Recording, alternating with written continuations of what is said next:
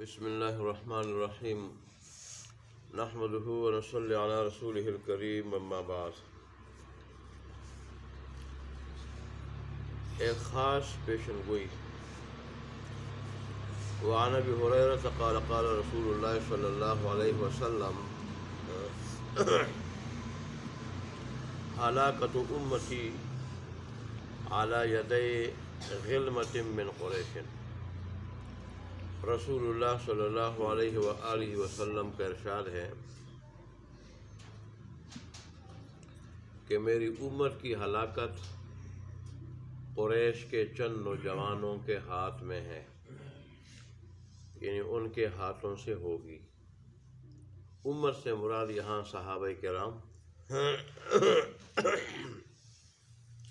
اور اہل بیت نبوی ہیں، جو امت کے سب سے بہتر اور افضل افراد تھے۔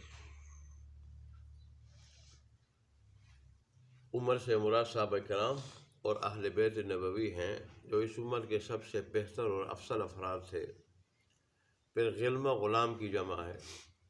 غلام کا معنی یہاں نوجوان ہے، ویسے غلام لڑکے کو کہا جاتا ہے، اور یہ غلام غلم یا اغتلام سے نکلا ہے، جس کا معنی ہے شہوت کا جوش اور غلبہ۔ البتہ یہاں پہ چند ایسے چھوٹی عمر کے نوجوان مراد ہیں جو بے پرواہ اور بے باک ہوتے ہیں، جو کسی بڑے کے احترام اور عزت کی پرواہ نہیں کرتے۔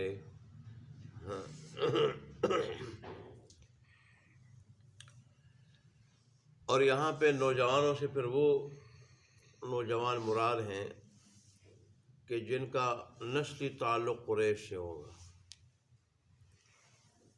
اور وہ اپنی سلطنت اور ذاتی اغراض کے لیے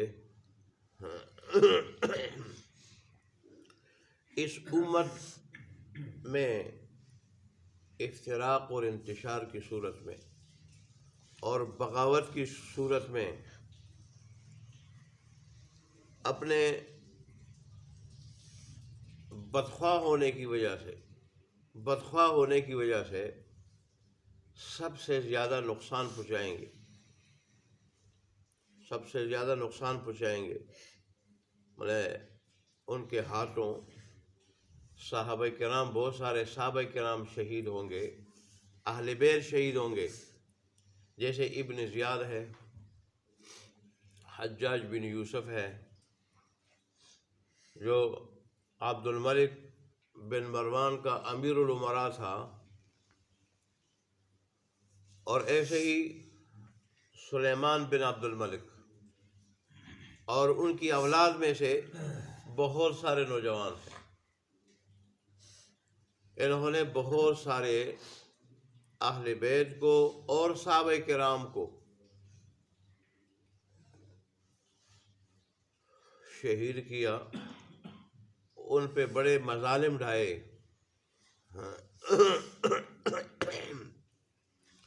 یہاں تک کہ اونچے درجے کے مہاجر اور انصار صحابہ کو اپنی جانوں سے ہاتھ دھونا پڑا، اور ایسی خون ریزیاں ہوئی اور جان و مال کا اس قدر نقصان ہوا کہ زمین و آسمان کام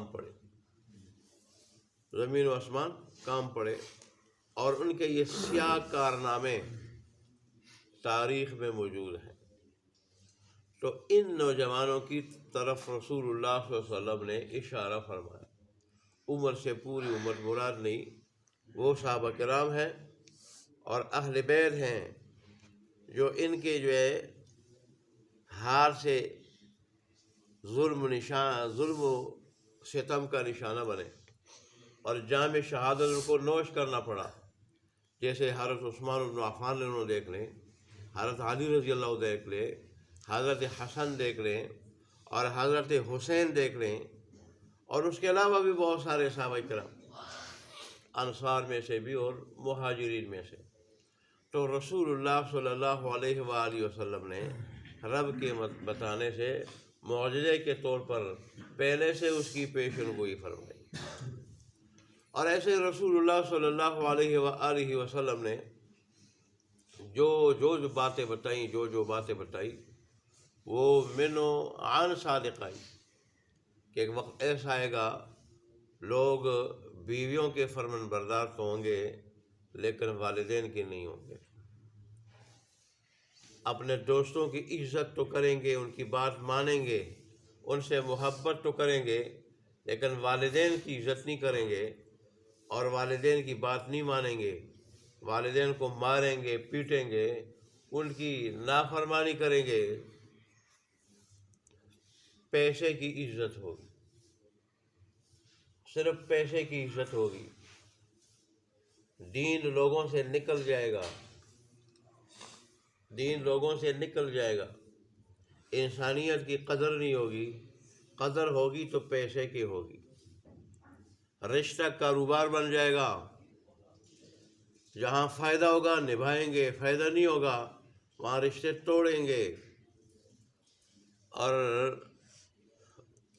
بچے اپنے والدین کے ساتھ ایسا سلوک کریں گے جیسے ایک بد اخلاق اور ظالم مالک اپنے نوکر کے ساتھ، نوکر چاکر اور ملازم کے ساتھ سلوک کرتا ہے، ایسے ہی سلوک بچے اپنے والدین کے ساتھ کریں گے۔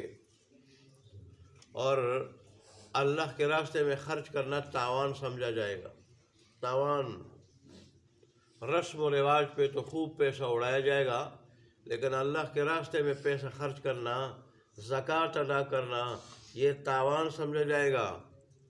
اور اونچی اونچی عمارتیں بن جائیں گی، اونچی اونچی فلک بوس عمارتیں بن جائیں گی، اور لوگوں کے دلوں میں دنیا کی ایسی محبت آ جائے گی کہ اس کے لیے آخرت کو فراموش کر دیں گے، حلال اور حرام کی کوئی تمیز نہیں رکھیں گے، جو انہیں تباہ و برباد کر دے گی۔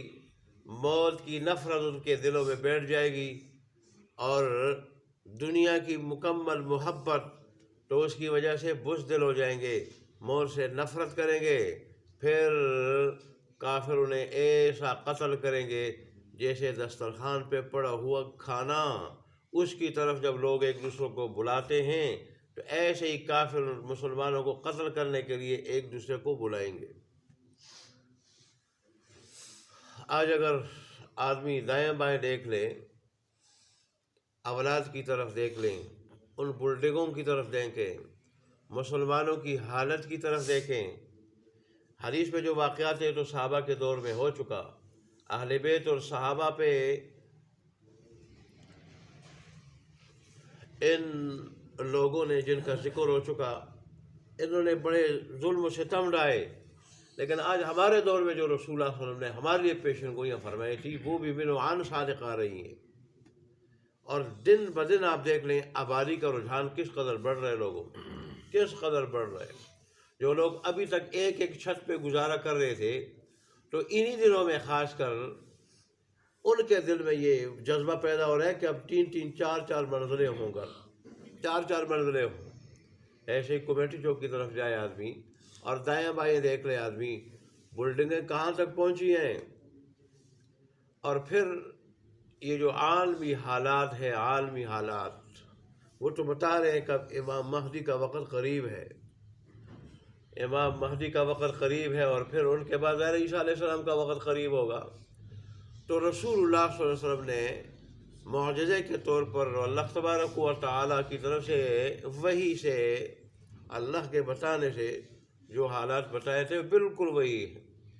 لوگوں کی عزت کی جائے گی ان کے شر سے بچنے کے لیے، اندر عزت نہیں ہوگی، احترام نہیں ہوگا، لیکن صرف شر سے بچنے کے لیے لوگ کیا کریں گے، بظاہر عزت بھی کریں گے، ہاتھ بھی ملائیں گے، حالانکہ اندر سے نفرت ہوگی۔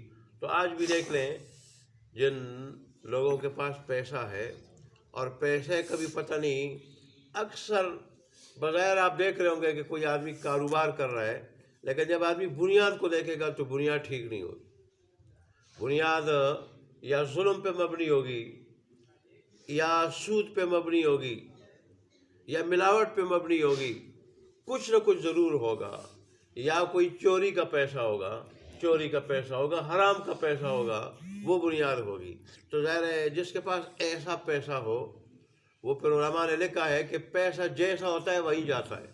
اس لیے تو آج کل اکثر لوگوں کا پیسہ رسم و رواج پہ خرچ ہوتا ہے، رسم و رواج پہ. اس کو سخاوت سمجھتے ہیں، نام و نمود کے لیے بڑا پیسہ خرچ کرتے ہیں، لیکن اللہ تبارک و تعالیٰ کے حکم پہ، اللہ کے راستے میں غریبوں پہ خرچ نہیں کیا جاتا. کوئی آدمی مقروض ہو جائے، اپنا بھائی کیوں نہ ہو، دوسرا بھائی مزے کر رہا ہوگا، اس کے پاس گاڑیاں ہوں گی، بینک بیلنس بھی، اور دیکھ رہا ہوگا میرے بھائی کی بےزتی ہو رہی ہے، وہ پریشان ہے، وہ قرضوں کے بوجھ کے تلے دبا ہوا ہے، لیکن اس کے ساتھ مدد کا جذبہ نہیں ہوگا. یہ وہ پیشن گوئیاں ہیں جو رسول اللہ صلی اللہ علیہ وسلم نے 1400 سال پہلے ارشاد فرمائی ہے.